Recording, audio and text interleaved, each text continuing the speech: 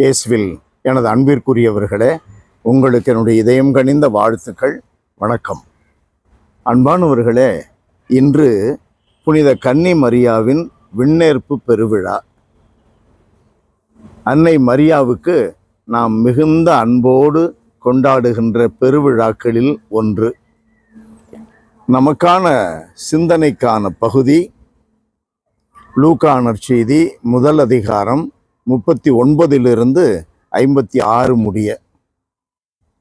இதில் எலிசபெத்தை அன்னை மரியா சந்திக்கிற அந்த நிகழ்வு, எலிசபெத்தோடு 3 மாதங்கள் அளவும் அங்கே தங்கி இருந்து அன்னை மரியா அவருக்கு ஊழியம் செய்கிறார், உதவி செய்கிறார்.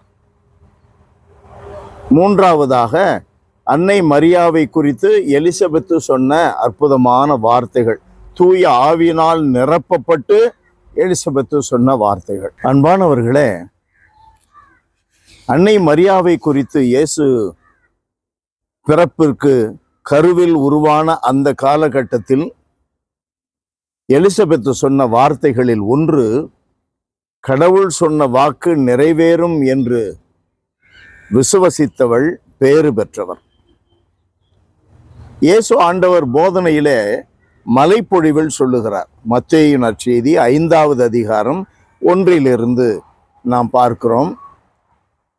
பல்வேறு காரியங்களை சொல்லி, எளிய மனத்தோர் பேறு பெற்றோர், தூய உள்ளத்தோர் பேறு பெற்றோர், சமாதானம் செய்வோர் பேறு பெற்றோர், நீதிக்காக குரல் கொடுப்போர் பேறு என்று நிறைய பேறுகளை சொல்லுகிறார் இல்லையா? அன்னை மரியா அந்த பேறுகளை பெற்றிருக்கிறார். ஆகையினால்தான் ஆண்டவராகிய கடவுள் ஆண்டவர் இயேசுவினுடைய தாய் மரியாவை விண்ணிற்கு எடுத்துக்கொள்ளுகிறார். பேறு பெற்றவர்கள் இருக்க வேண்டிய இடம் அது. பேறு பெற்றவர்களுக்கெல்லாம் தாயாக இருக்க வேண்டிய அன்னை மரியா தங்க வேண்டிய இடம் அது, வானக வீடு. அன்பானவர்களே, இந்த அன்னை மரியாவினுடைய இந்த பேறுகளை கொண்ட தாய் மரியாவினுடைய பெருவிழா நாளிலே நமக்கு இருக்க வேண்டிய சிந்தனை என்ன? தாயை போல நானும் தூய்மையாய் வாழ்வேன், எளிமையாய் இருப்பேன், அமைதியை தேடுவேன், நீதிக்காக நான் ஏங்குவேன், நீதிக்கு குரல் கொடுப்பேன். அன்பானவர்களே, அவைகள்தான் நமக்கு பேறுகளை கொண்டு வருகின்ற ஒரு அற்புதமான வாய்க்கால்.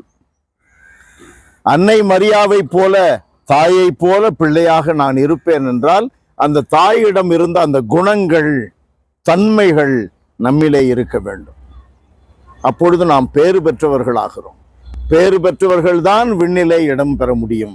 அன்னை மரியா ஆண்டவராகிய இயேசுவிற்கு பிறகு நம்முடைய முதல் நபராக அங்கே இருக்கிறார்.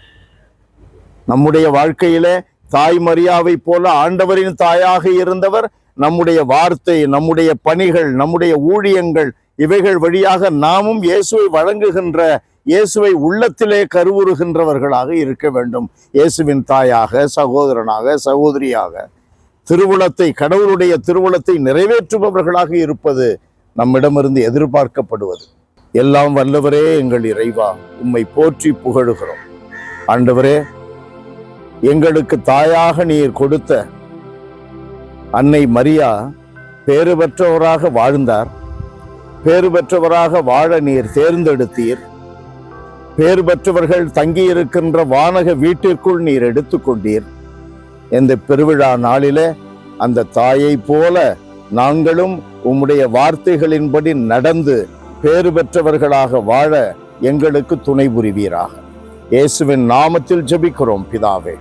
ஆமென், ஆமென்.